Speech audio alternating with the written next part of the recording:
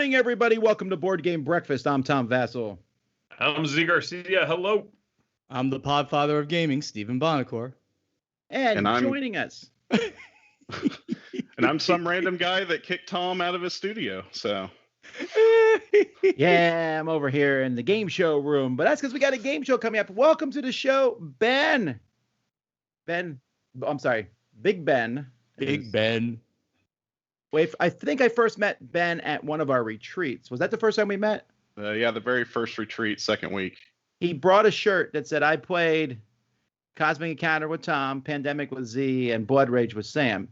And I said, you know, the possibilities of that happening are really low. But he pulled it off. That's what's great about the retreat, so. That's true. I don't want this to get out there that if you do that, one, guarantee Just saying. I will not do it. I don't want to see 10 people show up with shirts. Well, for the first retreat and that week 1, week 2, it was a lot easier than it would be now. Yeah. Like 60 people there, right? It was a very small number. Yeah, right. Whew. Well, anyway, welcome, Ben. Ben's one of our Kickstarter backers coming on the show. Thanks for backing us. We got a new game show today, and we're going to get into that. So let's get started with some contributors, and we'll be back. Hey everybody, Ron here. I'm back with another affordable board game. Today I'm going to talk about Combo Fighter. Combo Fighter is a game designed by Asker Johansson and published by Colossal Games. Plays 1 to 4 players ages 10 and up with a 15-minute playtime and a $20 MSRP with the versus pack. Become the ultimate fighter in card-driven arcade game action. Setup: choose a fighter and collect a deck of 50 cards and play a board. Pull out 5 cards for your starting hand, notated by the S, and set down the staggered card and shuffle your deck. Place your deck on top of the staggered card and you're ready. On a typical turn, you choose one of the cards in your hand and place it face down. You and your opponent reveal your card at the same time and compare the colors. Red beats yellow, yellow beats blue, blue beats red. 2 blue cards tie and bounce off each other. Yellows also tie and bounce off each other unless one yellow has a star, then the yellow star wins. For reds, you check the initiative number. Higher number wins. For ties with red, both fighters do damage simultaneously. If you win your round, you get to play cards that combo off each other by playing a card with a symbol matching one of the symbols on the previous card played. Then you tally up the damage. If a card leads in a combo, you do the top damage number. Otherwise, you do the bottom damage number. The opponent either discards a number of cards from the top of the deck or hand equal to the damage dealt. If the staggered card is revealed and you cannot discard any more cards, you're knocked out and lose. If the staggered card is revealed and you still have cards in your hand, you are staggered instead. Shuffle your discard pile into a new deck and leave the staggered card exposed. The next damage that you take knocks you out. If you still have cards remaining in your deck, draw up to a 5-card hand and play another round. There are other modes of play, including Tag Team and Royal Rumble and Free-For-All, but I'll leave that for you to discover. This is a fast-paced, accessible fighting game that's easy to set up and a ton of fun. I've played it a whole bunch and I highly recommend it.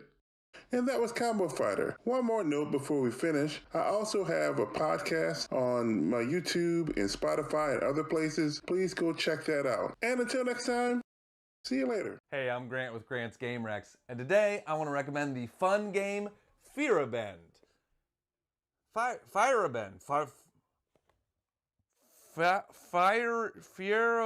Look, I don't speak German and I'm not learning it for this video, so.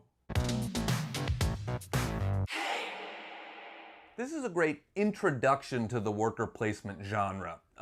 There's a lot of things going on, but nothing's that hard to wrap your head around. The theme is where this game is different, and that's the reason you're going to play this game over a different worker placement game. The theme is all about fighting for better working conditions for your workers. They actually don't even call it a worker placement game, they call it an after worker placement game. And you know, some games have subtle themes, not this one. They really make sure you know what you're doing and why you're playing this game. I mean, listen to this passage from the rulebook. The most relaxed team wins Fearabend, but really, every team is a winner since they fought for better working conditions. Workers unite! And Workers Unite is all in bold, so you don't forget it. Workers Unite. If you've ever wanted to play Marxism the board game, now you can. In Fearabend, you will start the game working a 70-hour work week for little money, and your goal is to improve that because that sucks. So you can send your workers around to various spots to earn relaxation points. I love the theme of this game because it's all about sticking it to the man. I'm a comedian. My whole life is about sticking it to the man. Which man? I don't know, but I know I'm sticking it to him. So if you like that theme, then check out this game. You know, we can all use better working conditions, right? That's a good goal. When you have good working conditions, you can do things like record videos without wearing pants, and I'm on board for that. So thank you guys for watching Grant's Game Rex, and have a great rest of your week.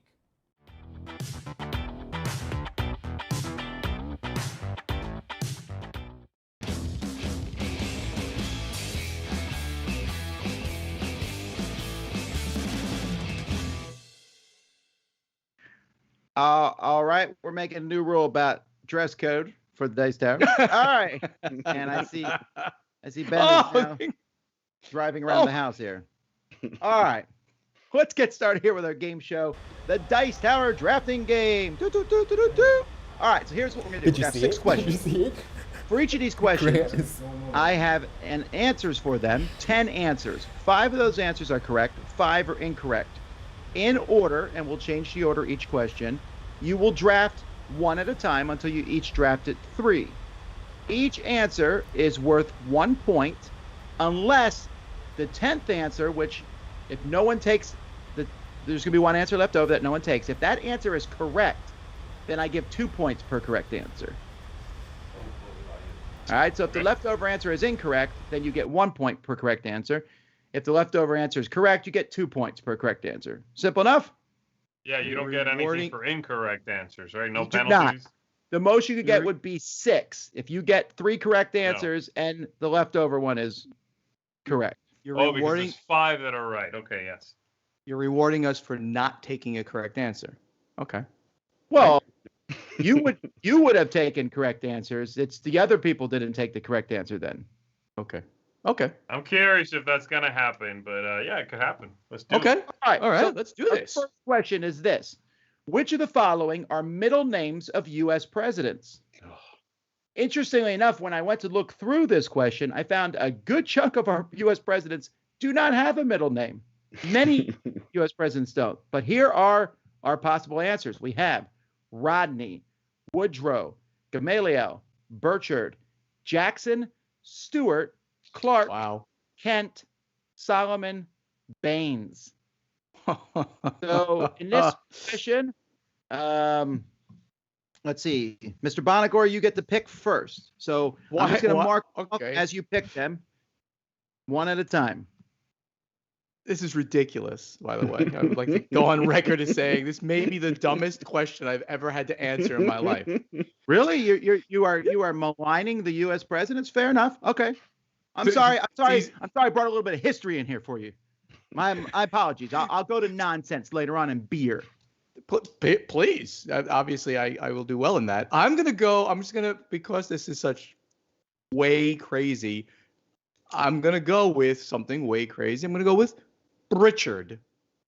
All right. It's Burchard, but yes. All right. Burchard. All right, Ben. Burchard. I like that. I like Burchard. Ben, you get Burchard is better. I think you misspelled it. It really was Burchard, but Burchard. I like that. I'm gonna go with Woodrow. Richard Bond. You're gonna go with Woodrow, okay? We know there was a first name with Woodrow. Let's see about the middle name. All right, Z. I do wonder. Hey, Bonagor, you know a lot about this. How many of these are also beer names? It's a crossover question. I had a great Solomon the other day. It was phenomenal. Yeah. Baines, IPA. I'm gonna go with Clark. Okay. Back to you, Steve. I will obviously take Kent in that case. Okay. Ben. Let's go Rodney. I'm feeling Rodney. All right. Z. I'll take Solomon. Gotcha. All right, your last choice, Mr. Bonacor, you have, let's see, we got Baines, Gamaliel, Jackson, and Stewart left. Baines, Gamaliel, Jackson, and Stewart. I'm going to go with Jackson. Okay. Ben? I'm Guess we're doing Stewart. And Z. Man, I hope somebody's middle name is Gamaliel. Let's go with that. Yeah. Yeah, that's a good one, man. Alrighty. Well, you know what? I'll give you the good news first is that you did leave a correct answer on the table. Lyndon Baines Johnson. Oh, of course. I know that At too. least one of us was alive. All right. No, I was not. I don't think. No, I was not. That's pretty funny. Okay. Anyhow. All right. So here are the other 4 correct answers. We have Herbert Clark Hoover. Bam! So Nailed 2 it. points for Z. We have Warren Gamaliel Harding. That's another 2 points. Wow. We have Thomas Woodrow Wilson. Woodrow was actually his middle name. Mm-hmm. So that's 2 points for Ben. And then Rutherford Burchard Hayes. 2 points Rutherford B. for Hayes. Mr. Bonacor. Those are our correct answers there on the screen for you. So since someone's middle name was Clark, I thought it'd be funny to put Kent in there, and I knew someone would fall. I fell for it. All right, let's talk about movies now, which apparently is better than Wait, what's our knowing score, about Tom? The scoring is Z has 4. Ben and Mr. Bonacor both have 2. Okay. All right. Let's go to movies. Which of the following are movies that came out in the 1940s? So we're going to give you 10 movies that came out. 5 of them came out in the 1940s. We have Godzilla, the first one. A Star is Born, also the first one. The Red Shoes, Bambi, Swing Time, Gone with the Wind, The Treasure of Sierra Madre, Wuthering Heights, It's a Wonderful Life, and The Lost Weekend. Good news for you, Ben. You get first choice. So first opportunity to show how stupid I am. I think this shows you're stupid. This one, none of us were alive for, probably.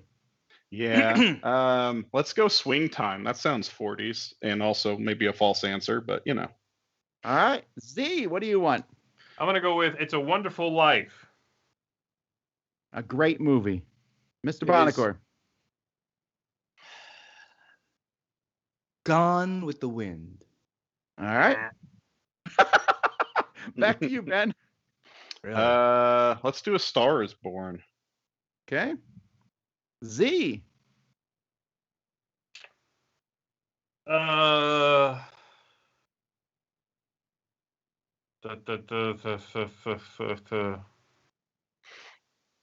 gonna go with The Treasure of Sierra Madre. All Is right. it taken yet? That's mine. Okay. And it was not taken yet. All right, Ben. We have leftovers. What do we have? We have Bambi, The Lost Weekend, The Red Shoes, Wuthering Heights, and Godzilla. Oh, I didn't do Steven yet. Sorry, Steven, you have another answer. Well, it's okay to skip Steven, so you know. That's reasonable. Wait, do I go now? Yes. Yes. Wait. I was going to. All right. Take it easy, all of you. Wuthering Heights. All right. Now, Ben, you got yours. I like Godzilla. Let's go Godzilla. All right. Z. I guess I'll take Bambi. Okay. And finally, Mr. Bonacor. What's left? The Lost Weekend and The Red Shoes. Wow. One's a sequel to the other one. That's what's funny. Is that true? Yeah. How do you know this? Oh my gosh. I'm a film buff. That's I the don't think only that's true at all, instance actually. in which I can So say you- my so- name and also say buff. He's all. We're gonna go with The Lost Weekend. Should have said The Red Shoe. Lost Weekend. All right. I got good news and bad news. The bad news is, well, for Ben mostly, but the good news for you, Mr. Bonacor, was it didn't matter which one you picked because they were both in the 1940s. The Red Shoes, 1948 was there. So the other ones that are from the 1940s, The Lost Weekend, which gives Mr. Bonacor 2 more points. And then the other 3 answers were The Treasure of Sierra Madre, which is 1948. Bambi, 1942. And It's a Wonderful Life, 1946, giving Z 6 points.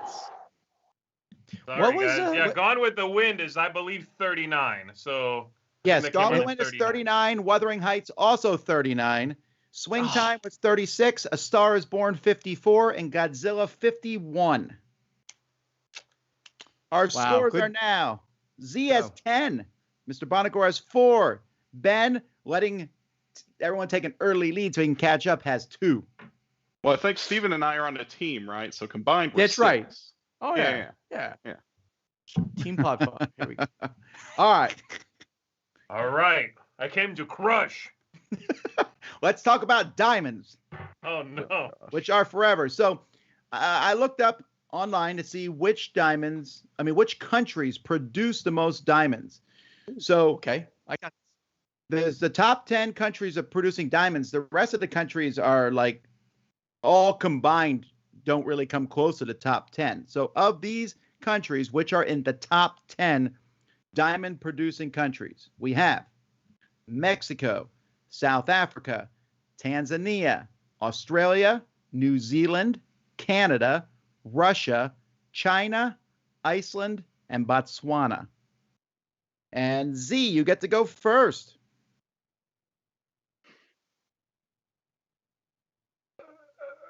I'm going to say South Africa.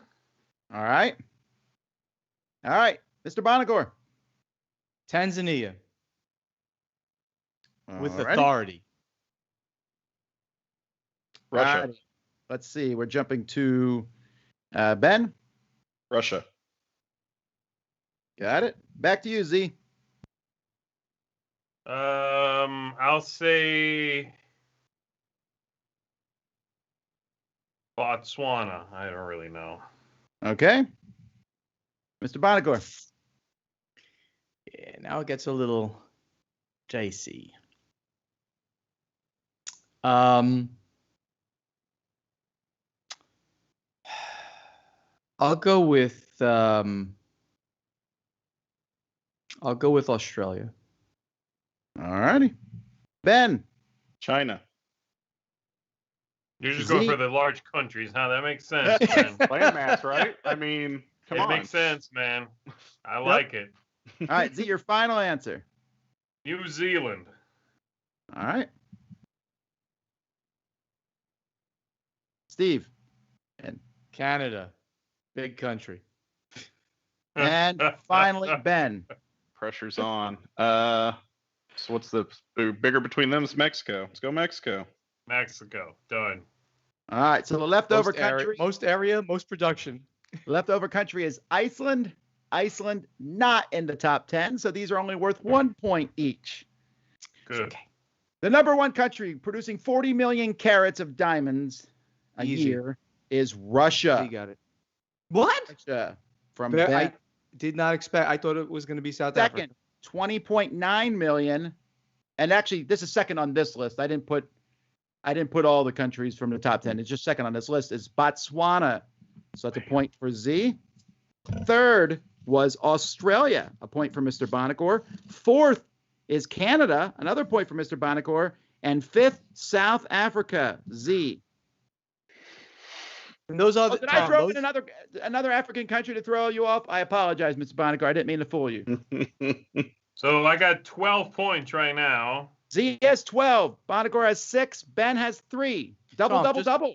Quick question. So Tom, those were the top 5 you said? No, Period. those are 5. No. Those 5 were in the Mhm. top 10. I know Okay. Russia's number 1, and Botswana's number 2. I don't remember where the rest are in the rankings. Interesting. Oh, there's your correct answers. All right. Next question here. Let's go to some gaming. Which of the following of these are actual Magic the Gathering card names?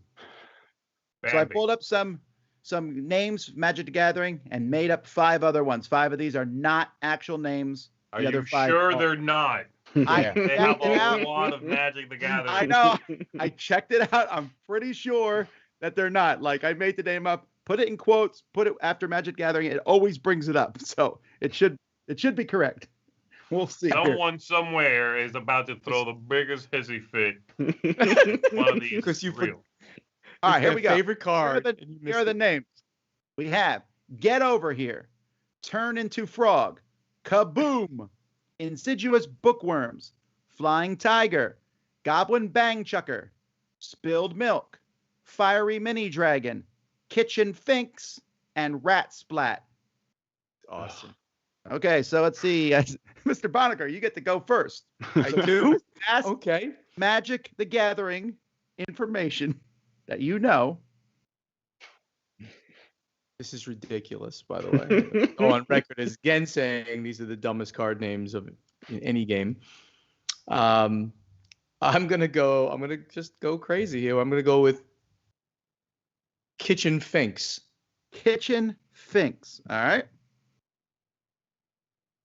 Let's see who's next. Ben. Goblin Bang Chucker has to be one. All right. Just has There to goes be. one of my picks. Yeah. Has to All right. Z. Spilled milk. Gotcha. All right. Back to Mr. Bonacore.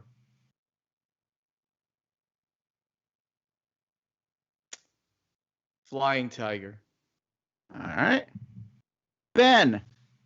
Insidious Bookworms. Gotcha. Z. Turn into frog. All right. Mr. Bonacore. Get over here. Yeah, for the well-known Mortal Kombat crossover that they did. Yeah. All right. Ben. Is there a scorpion on the card? Let's go Kaboom. All right. And Z. What's left, even? Fiery Mini Dragon and Rat Splat. Can I pass? I mean, this is Fiery Mini Dragon or Rat Splat. I'll say Fiery Mini Dragon. All right, that leaves Rat Splat. So you're convinced Rat Splat is not a card name? I don't know. Maybe one of the Goofy. Some of these came from the Goofy sets, and you know it. Actually, I don't think so, Z. I tried not to pick names from the sets. I might have, though. But you're correct. Rat Splat is not one of them. Of course, neither was Fiery Mini Dragon. So you were correct in that regard. So these are 1 point each, which is sad news for Ben, since you got all three. Kaboom, Insidious Bookworms, and Goblin Bang Chucker are all correct answers. Can you show on The the other screen? two correct answers were Turn Into Frog, giving Z a point, and Kitchen Finks, giving Mr. Bonacore a point. Can you show? There you go. Mhm. Wow. Get Over Here, yes. Mortal Kombat Flying Tiger was the name of an airplane squadron during World War II. But there are Tiger cards, and I figured that might be a name that you might find. I could have sworn Spilled Milk was a card from one of the sets. I searched it. Now, it might be called Spilt Milk. I forgot to search that. Like Spilt.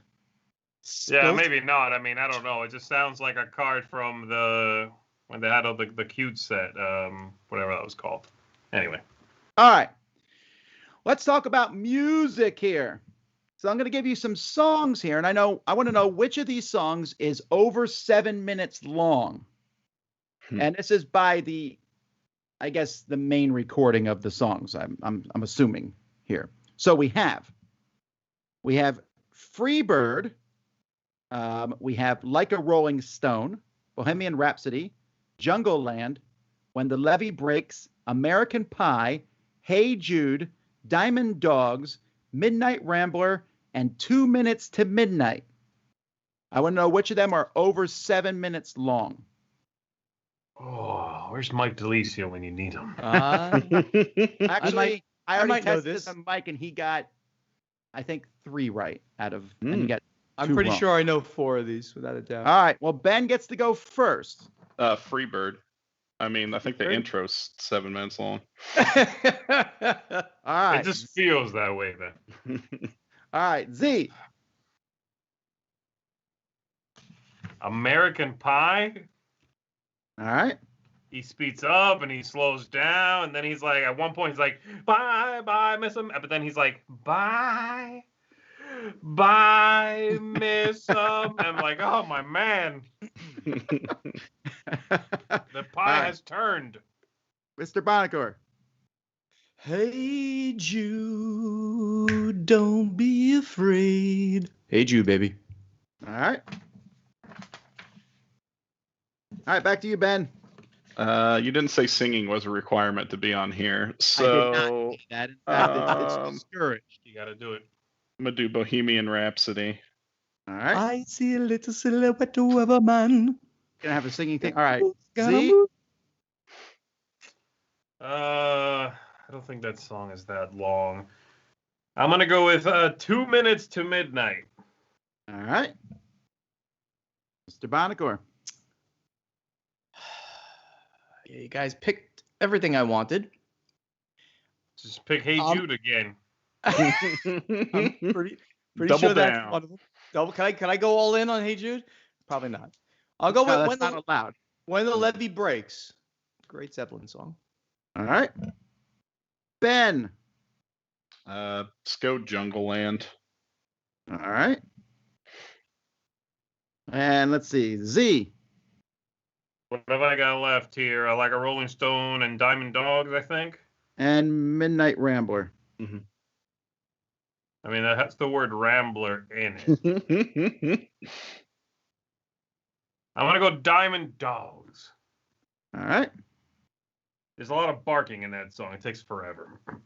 And Mr. Bonacor. This is a bad one to go last on because all the good ones were taken. So nothing left here is any good. I'll take like a Rolling Stone, which is definitely not. All right. Well, the one you left over, Midnight Rambler, is close. It's 6 minutes and 53 seconds. Mm. The shortest one on the list is Bohemian Rhapsody, actually, which is 6 minutes even. Then, Really? Then 2 minutes at midnight is 6:04, and so is Diamond Dogs. Sorry, Z, you picked both of those. Ooh. Like a Rolling Stone, 6:13. And okay, so the longest here by far is Free Bird, which is between 9 minutes or 10 minutes, depending on the recording. 10 minutes and 8 seconds. Then Jungle Land is 9 minutes and 33 seconds. Oh, American Pie is 8 minutes and 33 seconds. Hey Jude is 7:11, pretty close actually. And When the Levee Breaks is 7:08. So that is 2 points for Mr. Bonacor, 1 point for Z, and 2 points for Ben.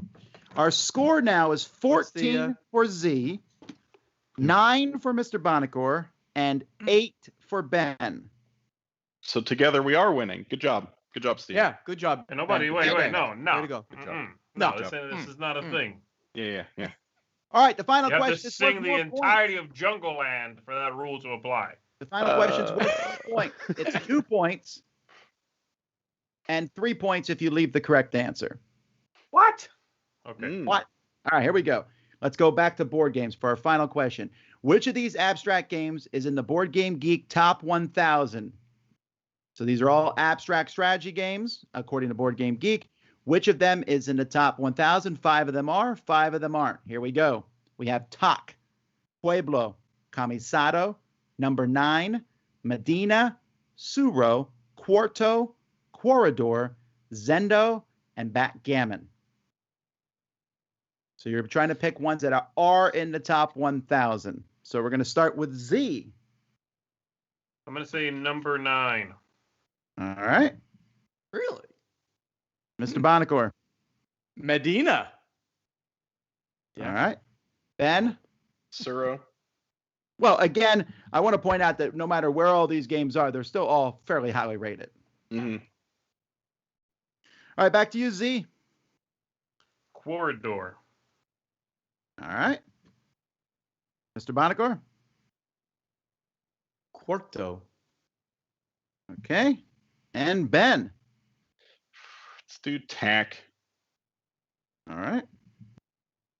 Oh. Z. Am I missing one? Yeah. So we got Pueblo left. We have Zendo, And Backgammon. Backgammon, Pueblo, and Camisado. Okay, I'll take Kamisado. All right. Steven? Zendo. Okay.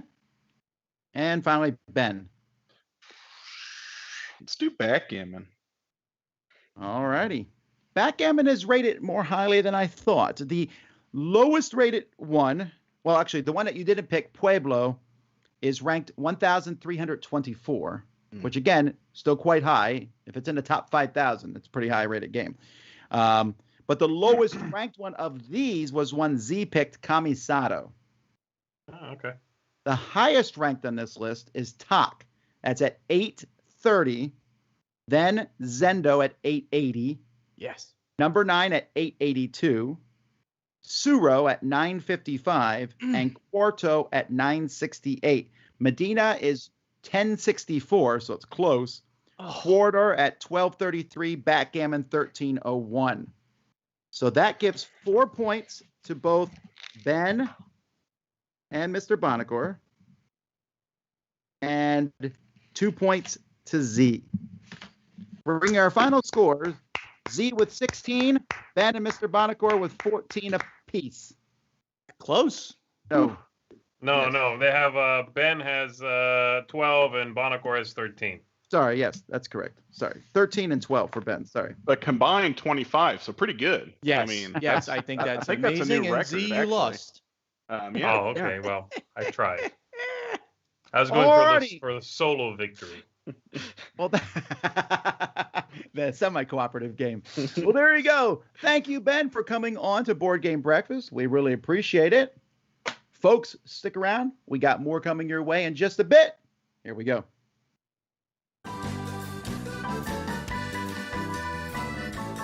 Hey, Board Gamers, BJ from Board Game Gumbo here, back with another episode of Crowdsurfing Lining Up. That's right, I'm bringing you projects that won't break your budget, but throw in a little something extra. Here's what I'm checking out this week. I'm at Southern Stone, a local rock gym in Lafayette, Louisiana. I wonder why? Because Lanyap's all about rock climbing. Let's go inside. First Ascent is a brand new game from designer Kate Oddie, an avid rock climber, and it shows. First Ascent is for 2 to 5 players. It's out on Kickstarter right now. Players take on the roles of rock climbers ascending up a steep cliff, choose the best routes, and score the most points to win. But getting to the top is a big thrill, but like any rock climbing adventure, you don't have to hit the summit. You just have to enjoy the journey. The game comes with 10 unique climbers, many with cool special powers. Designer Kate Oddie wanted to combine her passions of rock climbing and board gaming, and I just happen to be in a family where those two hobbies also intersect. Kate was kind enough to send us a prototype, and we spent a week playing the game. My family liked it so much, they didn't even want to give it back. Players will take turns plotting out their routes up the mountain face, trying to find the best way to score the maximum thrills and techniques, and points. You'll have to manage your water and experience and equipment, and every once in a while, you'll just have to take that risk to make it to the next level. I really like the event cards that come out after each successful climb. They add a little spice to the jambalaya of the game, and I especially like the diversity of characters you can play and how each has their own unique power. Plus, there's a little bit of lanyap.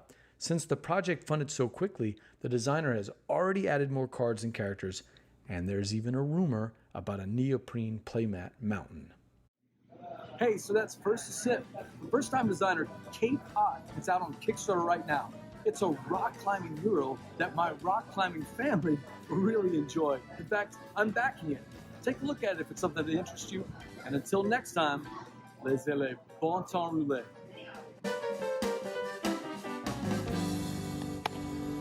I always wanted to do that. Hey folks, and welcome to FOMO, the segment where I take a look at games seeking crowdfunding. Maybe I've got a fear of missing out on it, maybe you do too. We take a look together. And today, I'm going to take a look at, you know what, actually, let's do this simpler. We're going to look at Deliverance. Had a shirt for this. So automatically, this is a yes. I've been following development of Deliverance for a couple years now. My FOMO on this has been steadily growing, but when I first saw the game, it was still rough around the edges. So the question was, would my FOMO that's built over the years live up and be seen in this game? And the answer is yes. It isn't often I call an epic game also an easy to learn game, but that's what I found here. I taught the people who played this game with me in about 10 minutes. The game's a cooperative adventure game, 1 to 4 players. You have both skirmish mode and a campaign mode, which I didn't get to try the campaign yet. The players are going to be angels fighting against demons. It's really that simple, but it's never really that simple. Start of the round, we've got this darkness track that's going to be adding cards to it depending on the number of players and repressed saints on the board. What I love here is that if the track's full and I got to place more cards, now I have to flip over darkness cards, which is going to make the game even harder. So you really got to manage holding back the darkness. During a round, angels and demons are going to alternate turns. The angels all have different sets of skills, and each angel really does feel unique. They can be leveled up and enhanced as the game progresses. The demons have a base action that they roll against a chart to do. Something I'm not always a big fan of, but in this game it really works, and it kept a player from having to control the demon elements, which I think would have worked, but maybe not been aligned with the designer's vision of the game. Now, players also need to gain courage and to fight demons, and that requires prayer cards, which I love. These have biblical verses on the back of them, and that allows you to actually infer a little information about what the card might be. If the angels defeat the first round of demons, then a final battle happens, and you got to take on a prince and more demons. Just overall, I love the thematic nature of this game. I love the biblical nature of this game. Whether you're into that or not, this is still a great game, just fighting these angels, demons. This is going to get high marks from me. I love it. Go check it out, and I'll see you folks next episode.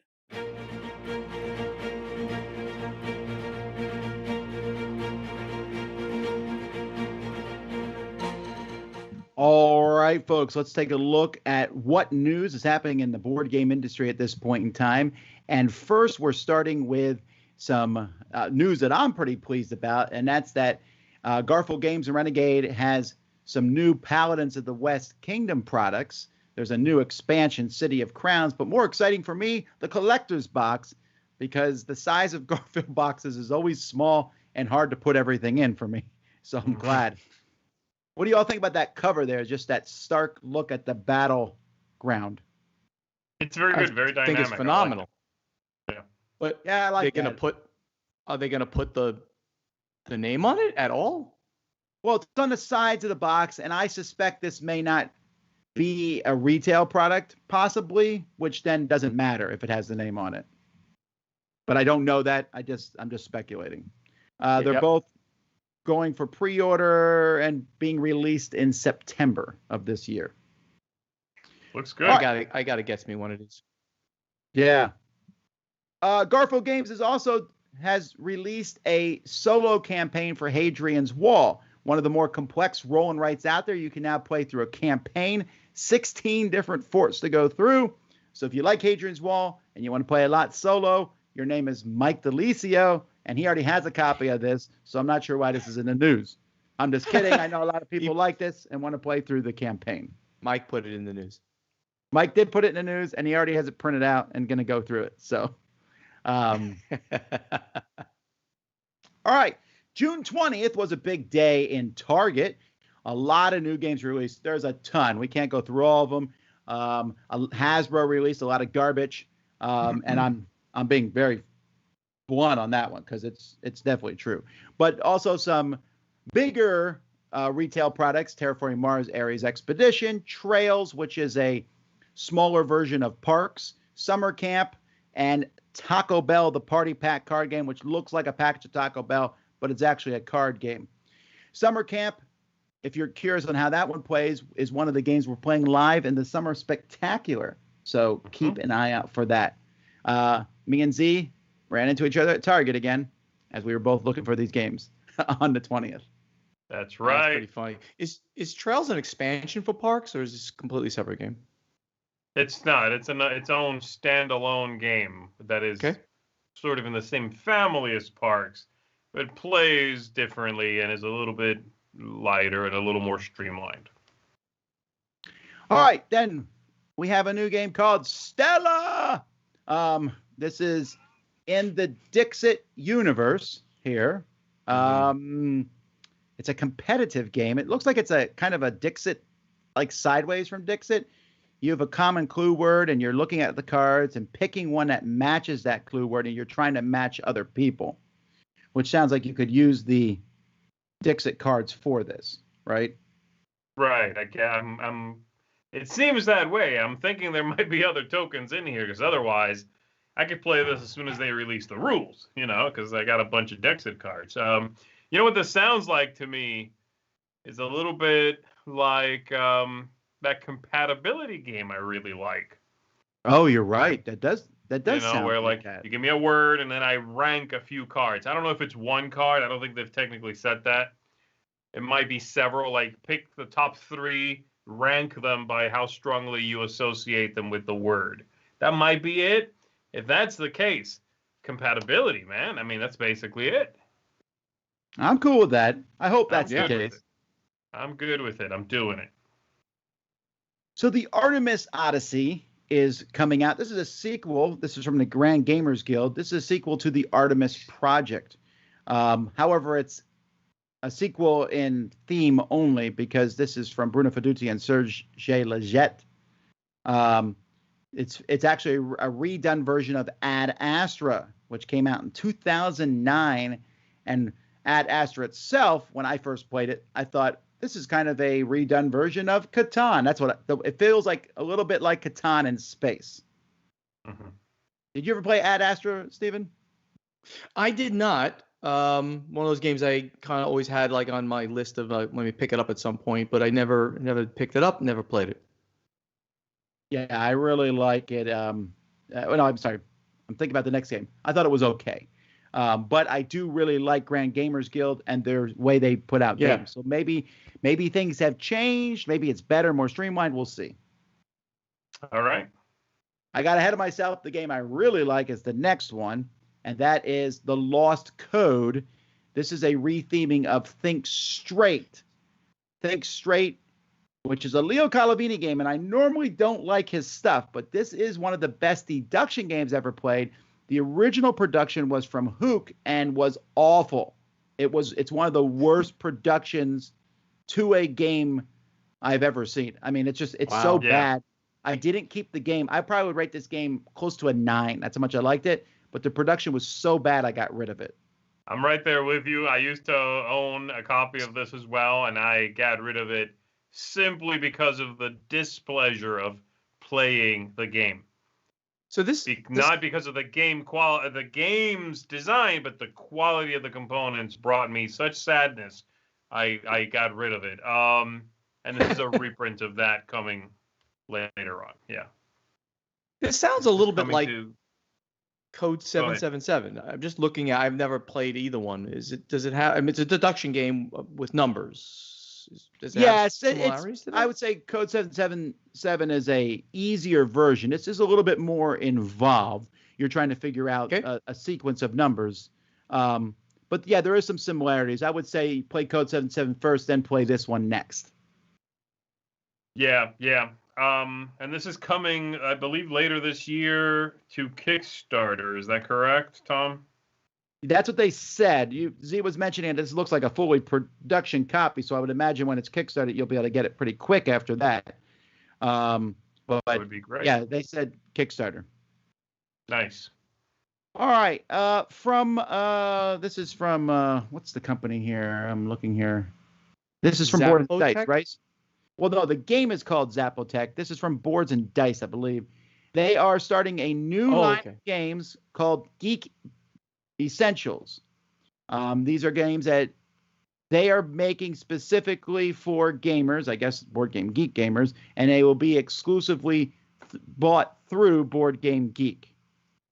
So this looks like they're T games, honestly.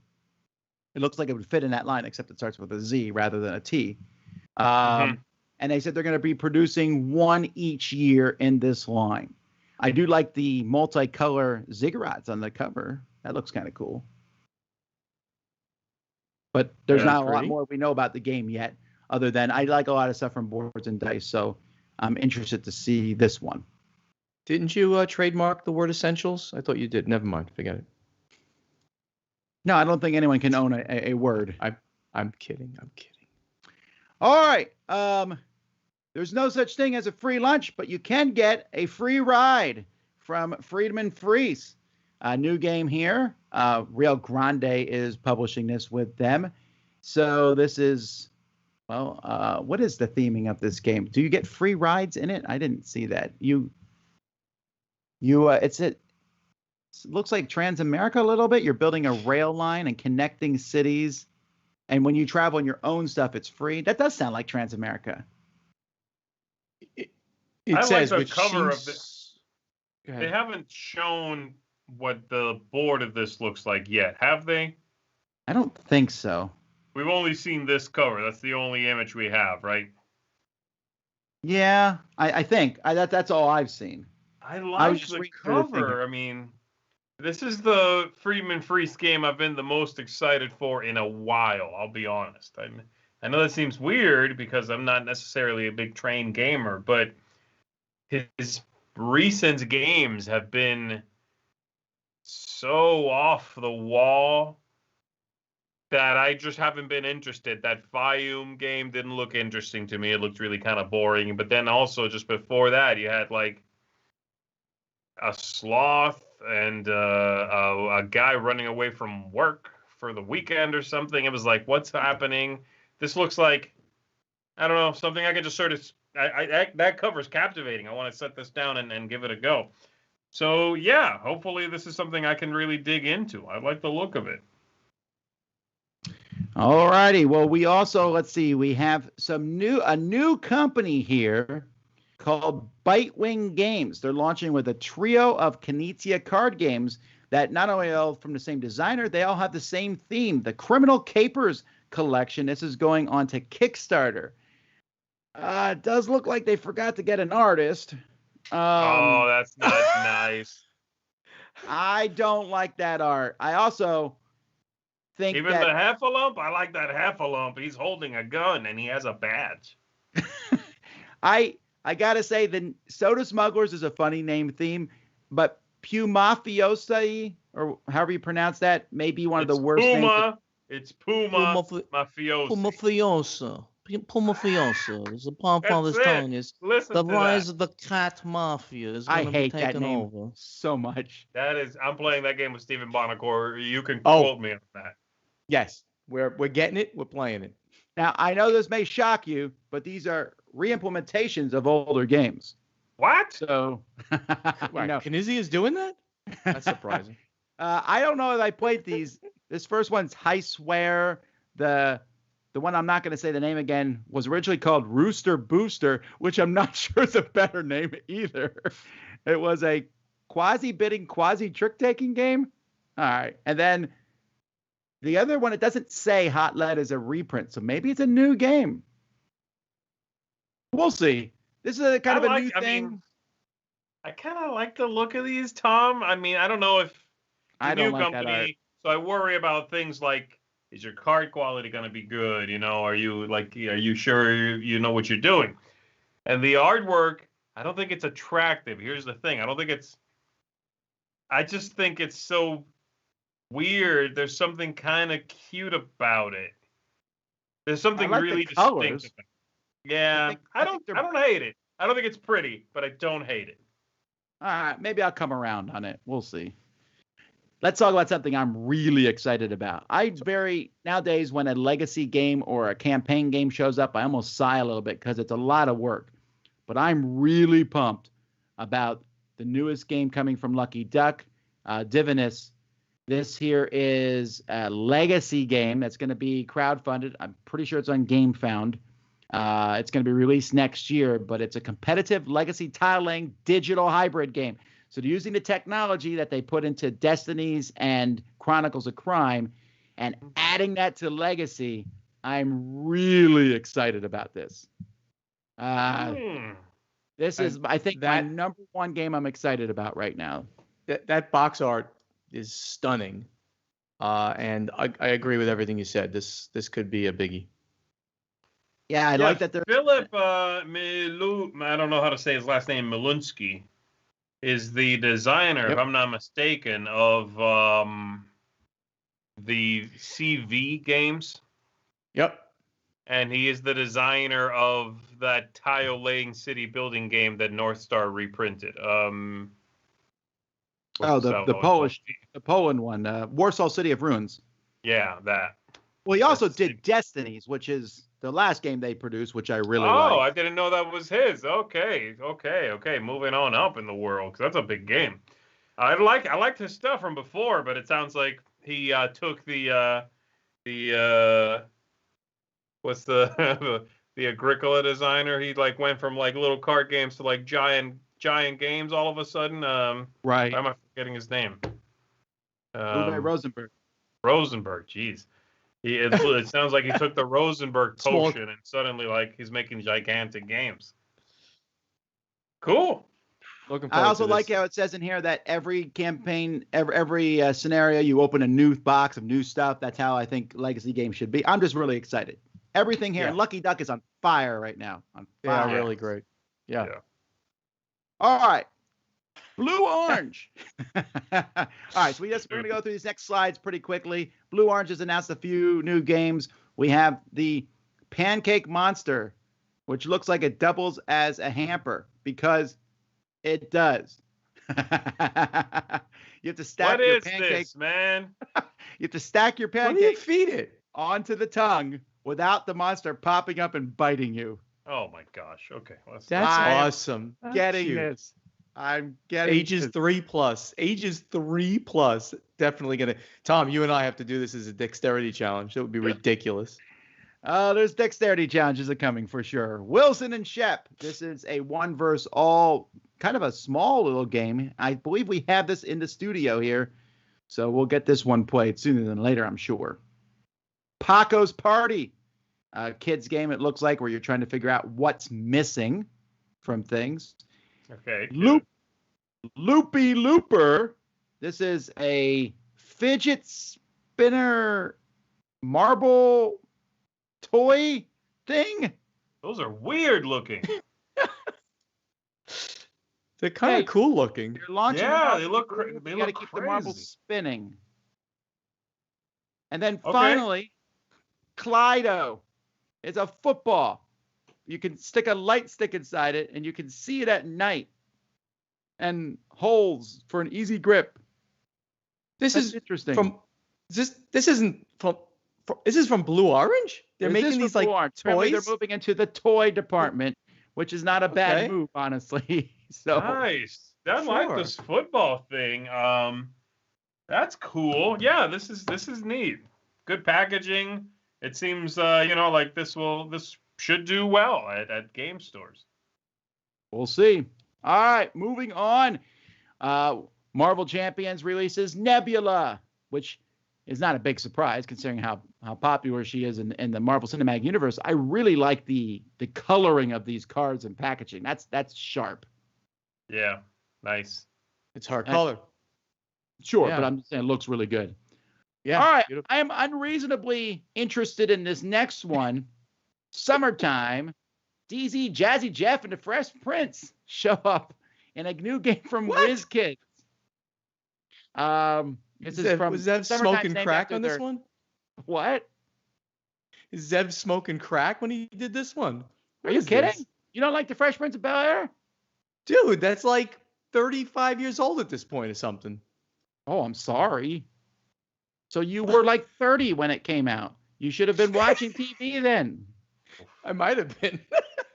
I'm actually interested in this one. This one actually looks like it makes me think Funko did this one, but it's not. It's Z-Man. I mean, WizKids. I say Z-Man. Sorry. All right. Let's talk about Dune. Big movie coming out this year. It was supposed to come out last year. They delayed it till now. We got 2 games.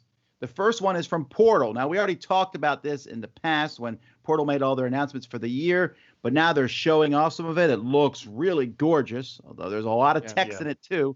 This is essentially like their detective games, but in the Dune universe, which sounds like a great use of that system. Like if you want a game that's filled with the theme of Dune, this sounds like it's what we're looking for. So yeah, Ignacio's really capitalizing on the detective system, which I think is phenomenal and brilliant. And he had the Vienna connection before this one. I'm very much looking forward to this and to use it, use that in now a Dune universe. And of course, as I think we all know as geeks, Dune is going to be huge at the end of this year with hopefully the movie coming out that we can see. There's still all kinds of controversy, lawsuits around where the movie is supposed to come out. Maybe you haven't heard about that, but I've been reading about. I've not heard about that. Oh, okay. Yeah. So HBO is being sued by the theaters. It's just this kind of crazy thing, but they'll probably work it out. Yeah, they'll probably work it out. But I mean, I'm really looking forward to the new Dune movie. I'm really looking forward to Ignacio's new game. And I think we even have more to talk about in the Dune universe, right? We do. So that's one Dune game, and that's going to be pre-ordered in June 12th. The other one is coming from Gale Force 9. Now, Gale Force 9, a couple years ago, reprinted the classic Dune, but this is a brand new version of this. It's a brand new game. This is very different. I believe it's the same designers, though. And in this one... Like the Cosmic Encounter designers? I don't think so. What's this one called? It's just might called have credited them. Dune, a game of conquest and diplomacy. Yeah. Let me look it up, actually. Hey, let me pronounce some things correctly. House Atreides. House Atreides. Harkonnen. Harkonnen. It's Hakuna Matata. The Fremon. Fremen. Hey. The spice, well known in the world, melange. Melange. Hey. But this Tom, so this one, so again, I don't know how the game plays. Like it's a completely different game, or they just streamlined it. It's a streamlined, quicker version of the original game. Right. Which is to my point. We mentioned last week, 2 weeks ago, last time I was on with you, that air quotes Battlestar Galactica was being re-released, right, under new IP, and you were like kind of anti it because they were leaving it at like 3. I'm not thrilled about the Cthulhu theme. That's all. Right, but you also didn't love the fact that it was still a 3 to 4 hour game. I'm pretty sure that was part of It's more me than Tom probably, but yeah. Yeah, but which I get. So these guys took a completely different tact, and I think that's great. They took the original system, boiled it down to something, and now it plays in 30 to 60 minutes. That's phenomenal that they could do it. Now it's probably a vastly different game, but cool. I'm excited about this as well. Sure, but when you do something like this, you also don't get rid of the original game. So if someone's like, I don't want to play this new short one, then don't play the the bigger one. They have both. Oh yeah. So I'm excited about this. This is coming out September 11th of this year, and I guess they picked the 4 most popular factions to do. Who'd they leave out? They left out the Ben Gesserit and the guys who fly the ships, the guild. Yeah. So this is interesting. I'm excited about this. I played Dune way back in the day, but a smaller, shorter version. I'm interested in that. I never bought the first the Gale Force 9 version because I have the original, but this one I think I'm going to go out and get this one because it's now different and shorter. Alrighty, well, folks, that's all the news that's fit to print or read or talk about. Let's keep moving. What is up? My name is Matthew McCack, and this is Smashing Buttons and Slamming Cards. This is a segment where I talk about a video game I love, and I connect it to a board game I love. And this week, I'm going to talk about Super Mario Galaxies, your Nintendo game with the classic Mario characters, but this time they are in space, going through different planets, hopping and jumping from one planet to the next and discovering what's there. I'd like to connect that to Tiny Epic Galaxies. So I'm connecting them because in both of them you're like jumping from planet to planet, seeing what's there, and you're in Tiny Epic Galaxies you're getting different abilities or resources and things like that, and you might even be trying to colonize the planets, which is really cool. I also wanted to connect them because both games are pretty I find Tiny Epic Galaxies and a lot of the Tiny Epic games to have sort of this like simple feel to it with like a depth of strategy and whatnot. And I feel like Super Mario Galaxies does that as well. I think a lot of the Super Mario games do that, where it's like simple stuff, but there's depth to it. And I think that's the same way with Tiny Epic Galaxies. So anyway, that's it for this week. Thank you so much for watching. If you'd like, you can check out mine and my brother's channel called Room 51. I'll catch you next time.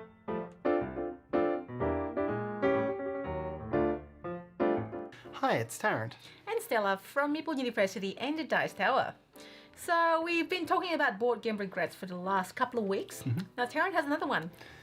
Yes, I've got another two actually. It's two losses that I distinctly remember, and there's probably more, but I think there's nothing less fun than a loss in a big, long engine building game where you realise before really even 30% of the game is done that you just got your engine wrong. Aww. You spent round one going after something and then you realised you didn't need it or it didn't mesh with everything else. And so I remember the first time we played Clans of Caledonia.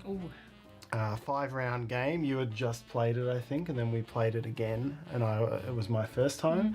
And I got to the end of round one and realised I hadn't generated any money engine.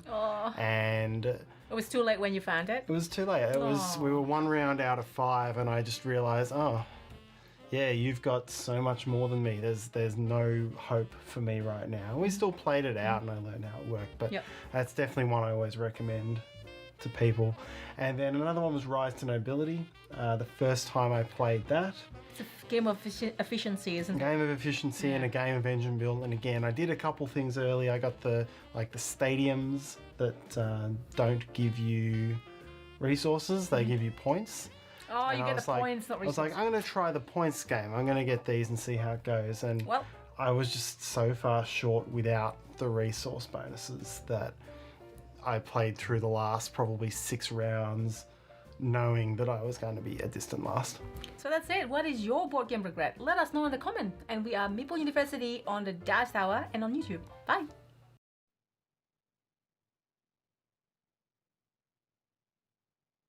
I don't hear Tom either. Tom is frozen.